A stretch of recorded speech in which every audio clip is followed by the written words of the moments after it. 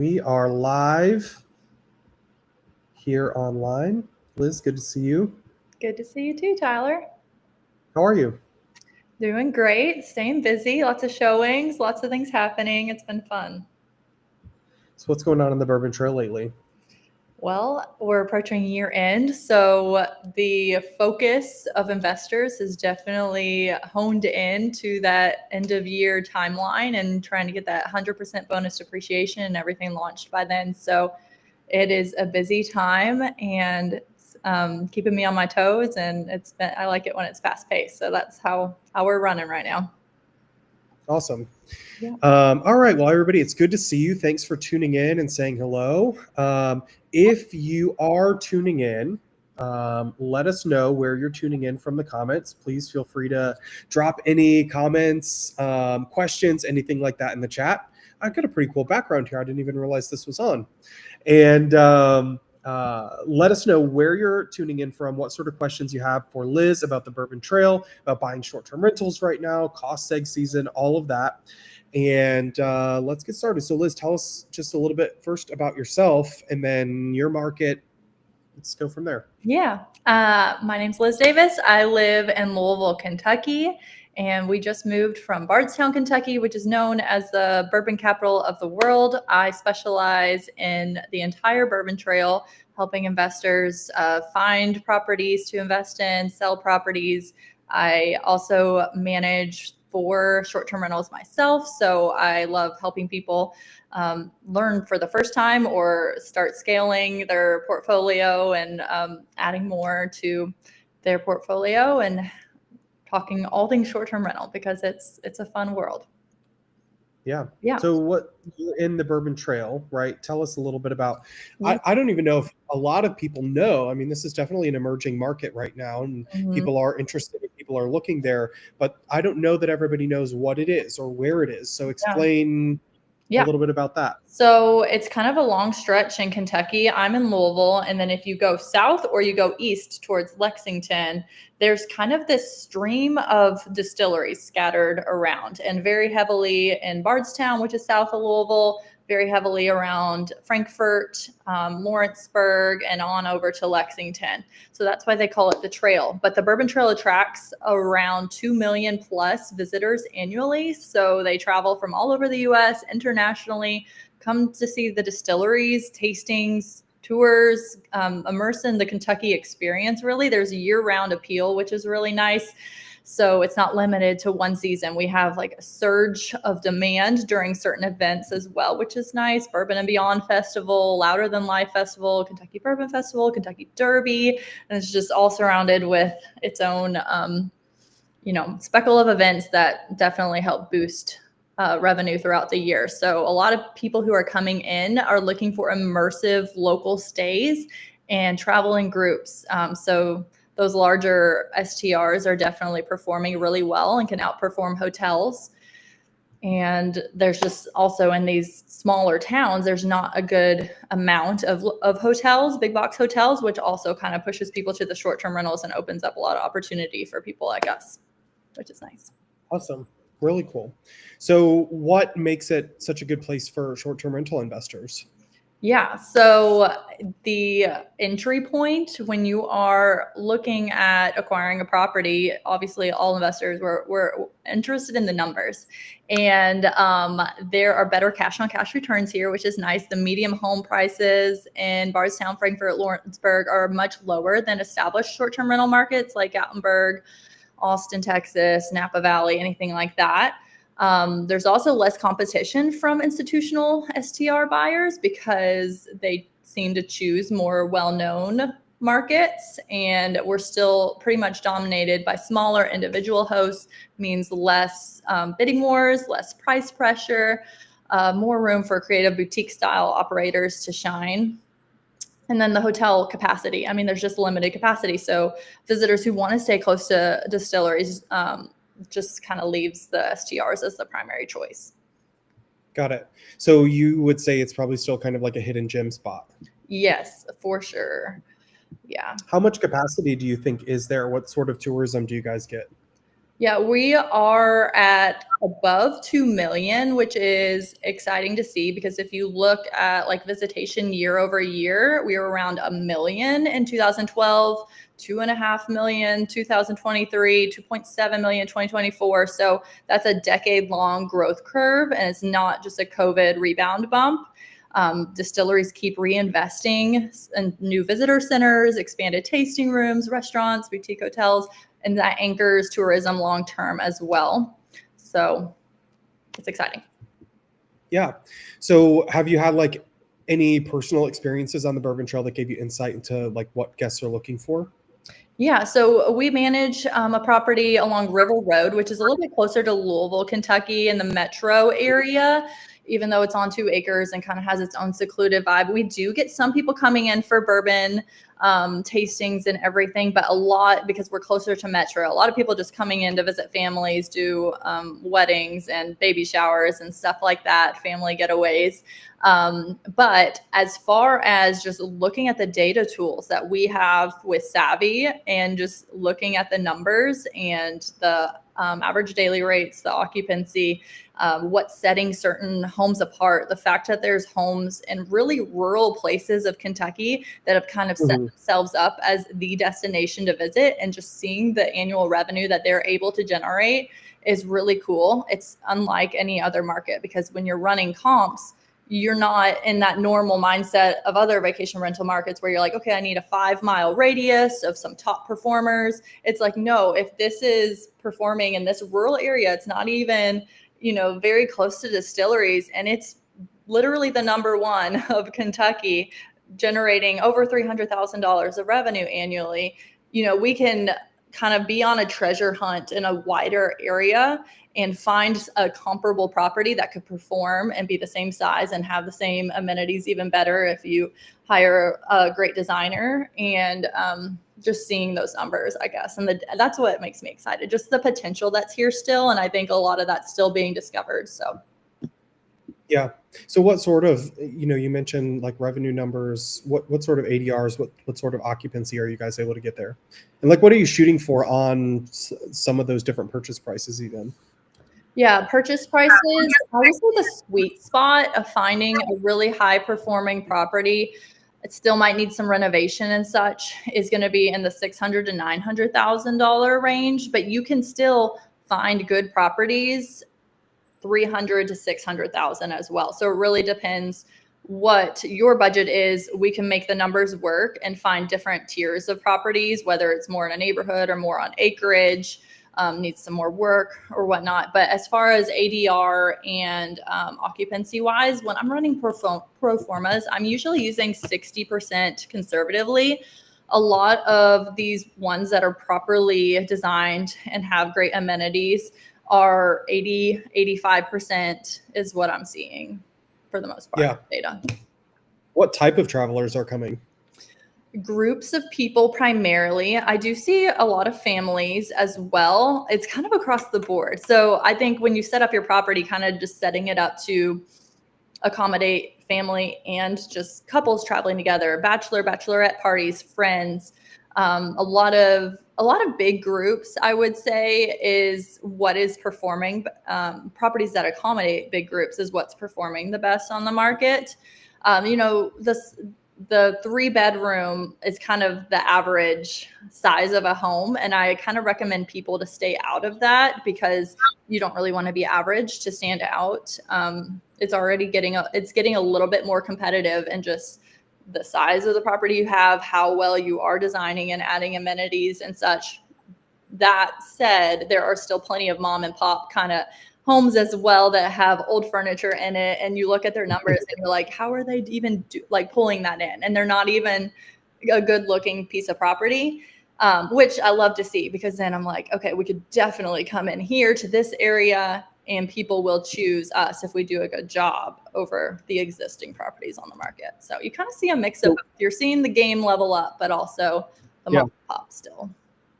So what are they looking for in accommodations then? Yeah, so a layout that is accommodating to large groups, but also like fire pits, game rooms, I really like to find properties that have a external barn or some kind of structure that we can kind of turn into an entertainment area, indoor pickleball court. I was just touring a home yesterday that had one of these huge barns, and I was like, there's so much square footage in the house already. We can already get our theater room. We can already get the game room in there.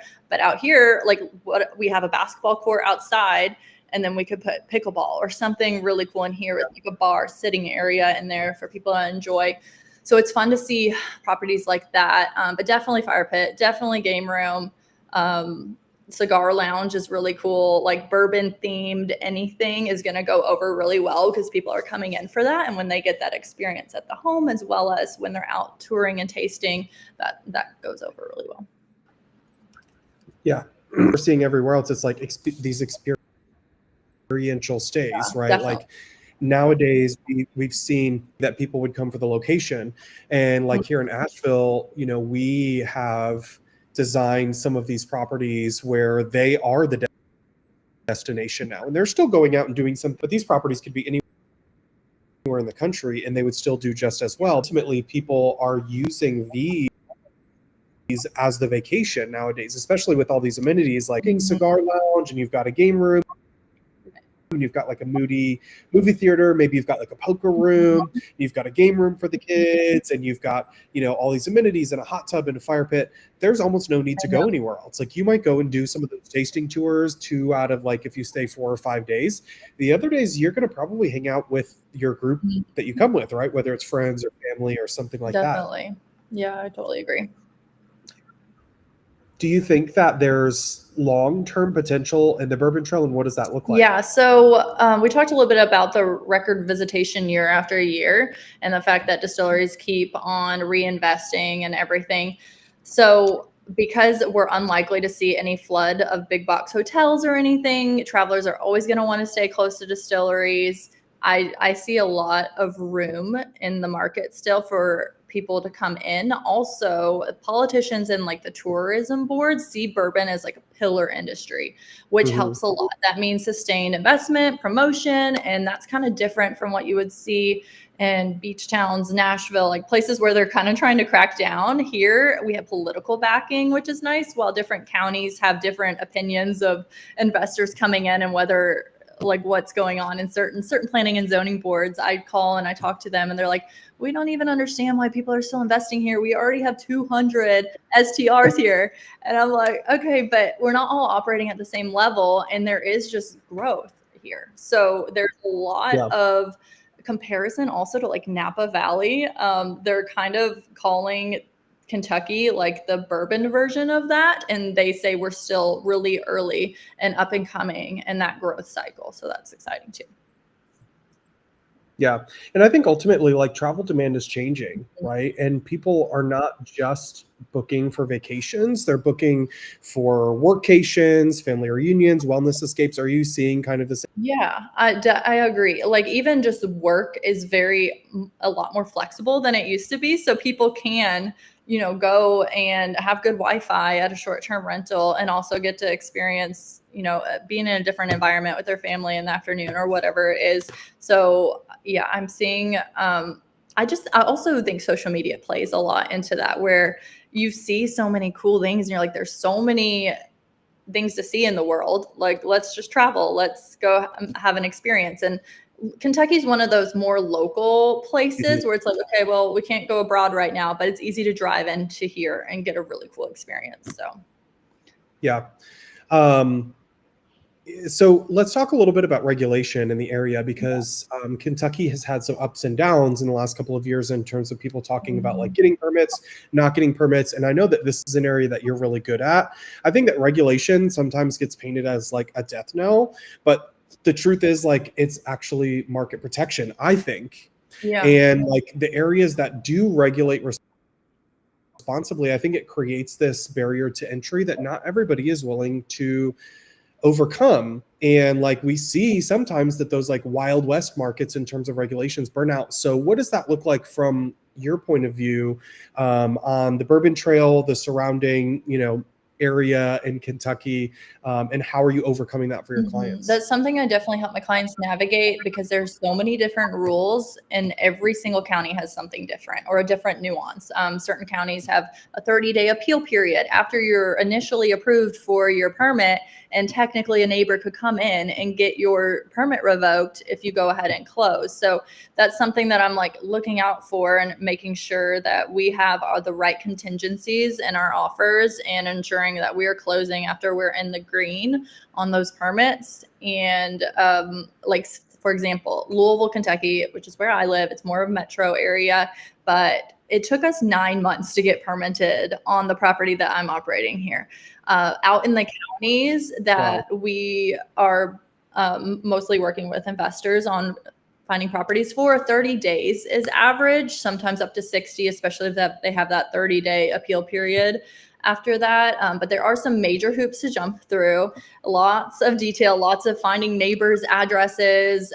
Luckily, the counties are sending out the notifications to the neighbors, inviting them to the public hearing, where in the Louisville one, I had to do all that by hand, and it just took forever. So it's definitely a hurdle to overcome, but it can be a great thing from the sense of, yeah, the market's not just going to be flooded with investors that are willing to put in the work to do that, navigate that.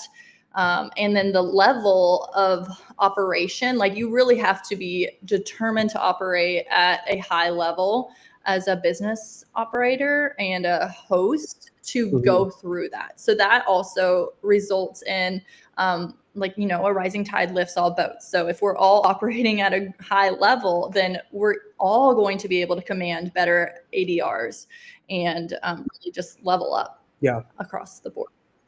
Kind of becoming like hyper personalized. You've got like AI, like Host Buddy, automations, and then incredible design and amenities going into these properties.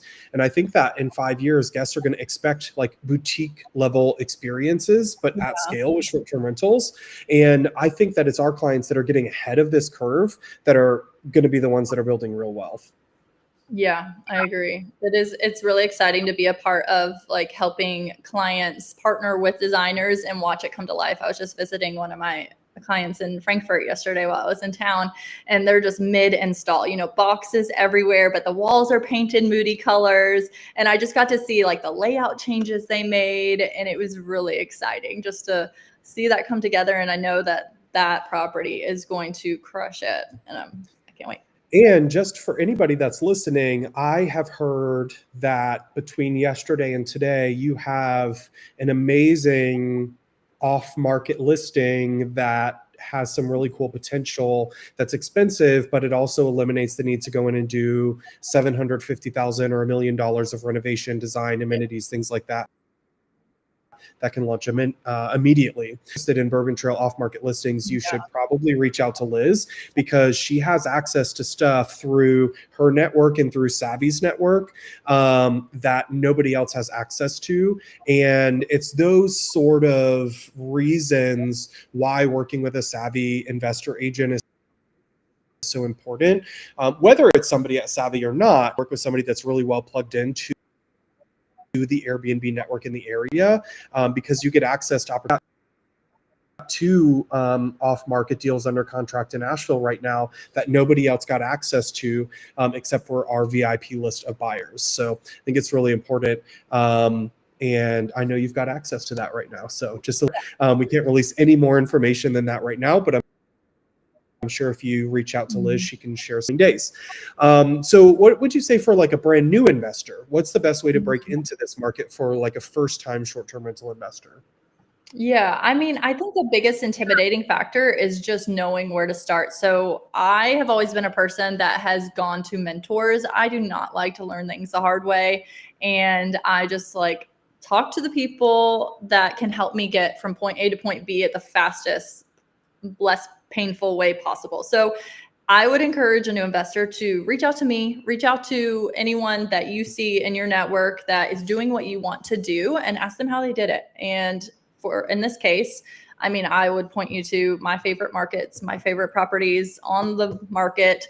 I'm always getting on there and sourcing new properties to add to my list. I don't do like plug in the stats and then just let it make a list for me. I'm like, will this operate as a great short-term rental? Does it have a great backyard? Does it have a good floor plan? Does it have enough bedrooms? And just kind of think about it from a short-term rental lens. So my biggest piece of advice is find somebody you can trust that can walk you through it so you don't have to learn things the hard way, because it is not fun to make mistakes. And I found like, I find, and let me know how you feel about this, Liz, too, is like more often than not, way more often than not, I feel that people in this industry, it's one reason I love it so much, are willing to share.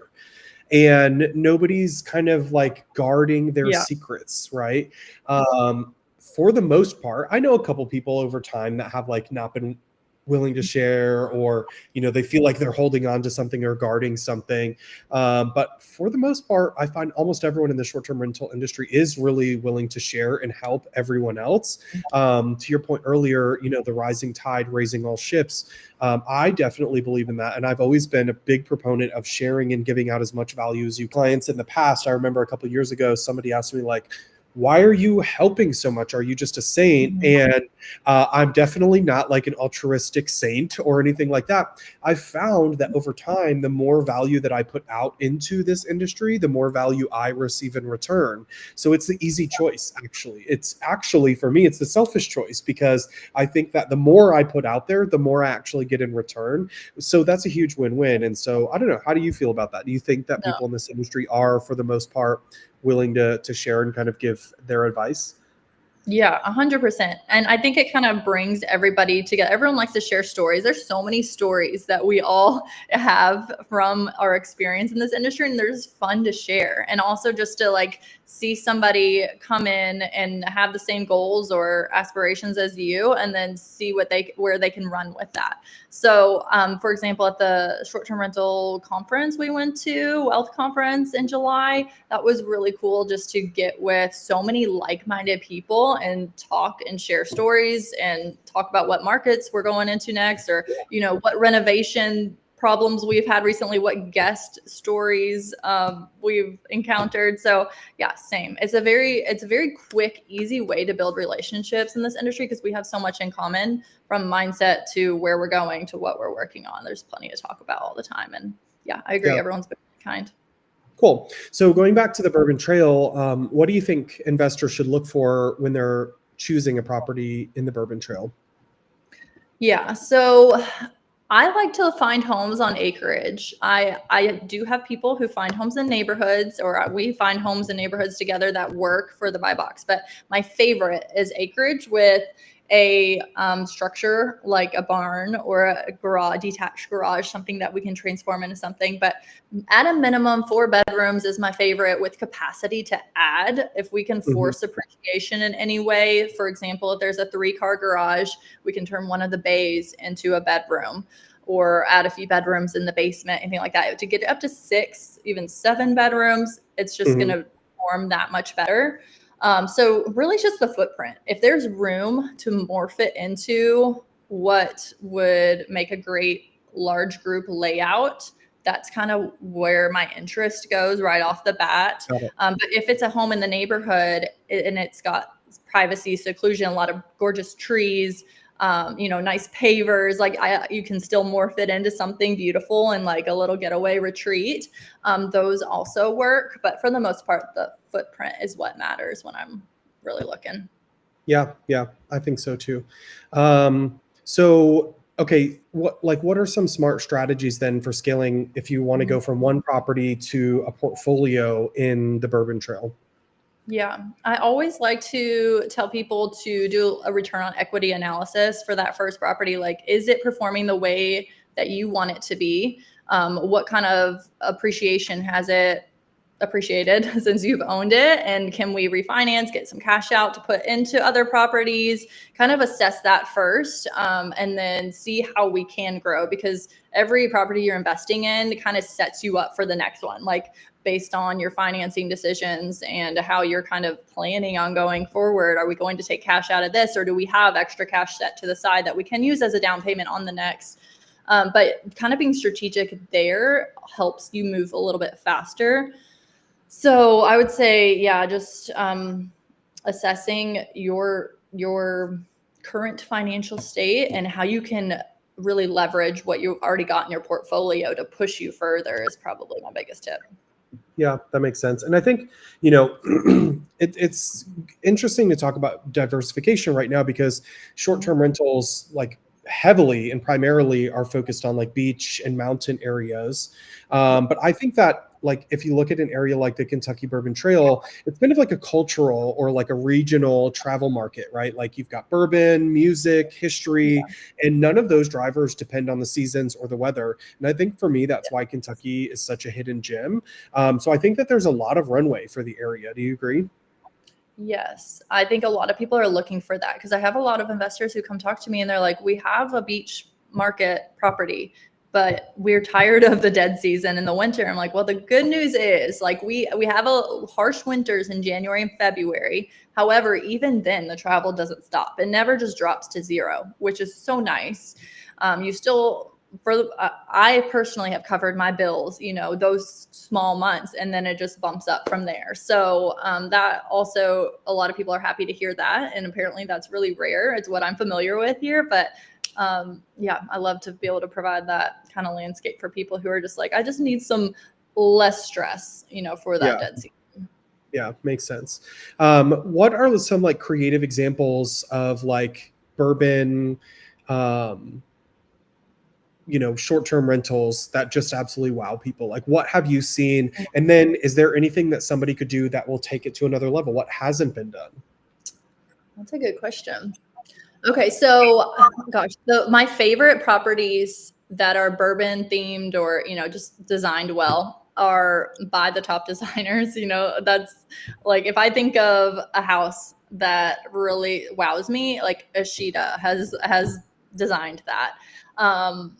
And there's just a lot of visual design in the ceiling, on the walls. There's a game room. There is a fire pit outside always. There's bistro lights, sauna, hot tub, ideally a pool. Pools perform really well on the Bourbon Trail. And something I haven't seen here yet, we are about to have our first natatorium pool on the market in the next few months when my client launches. So that's going to be really exciting. A pool with a retractable awning, so it can be outdoor or it can be indoor, like when it's cold outside. So, and it has a whole pool house and everything too. But I haven't seen any of those modular pools with like the window. I think that could be cool to see in Kentucky. Is there anything else? Like I've seen cigar lounges, I've seen poker rooms. I love those. I think those go over really well just with the vibe of people coming in town together as a group and wanting to hang out and experience bourbon together. Yeah, I like water on the property a lot. I like when there's a pond. Oh, you know what I haven't seen? Do you remember that reel I sent you? Like, I don't know, back in May or something, of the hot tub boats. That's what I want to see in Kentucky. Okay, so if you find a piece of property with a pond on it, there's a place in the Smoky Mountains, I think is where it was, and this influencer was sharing these boats that are wood fire powered in their hot tubs. They like float around on the pond. I thought that was awesome. That'd be really cool. Yeah, exactly. No, I thought that was really cool too. And there's so much more that you can do. And so I think the runway is just really, really long for short-term rentals there. And all of those things, people talk all the time about like saturating a market or something like that. But I think when you're building these types of destination Airbnbs, they become a destination. They actually attract more guests than they detract from the current guest pool. And that's what we've seen in Asheville. And people keep asking me, like, you and Ashita keep doing so many projects in Asheville. And okay, so yes, we've done like 60 so far in the last like 2.5 years, but I don't think we're actually scratching the surface, because I think that out of those 60, I think every single one of those projects is bringing in more guests to this area than we're actually taking away from the pool of guests that came from 2.5 years ago when we started. So I think it's really interesting to think about that. And that's why when you look at these as destinations in and of themselves, right, as something that is a like culture, it's not just lodging, like the actual house itself is part of your itinerary,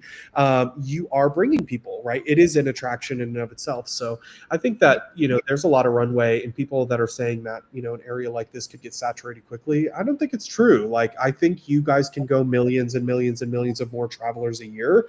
And certainly it compares to some of the other markets out there.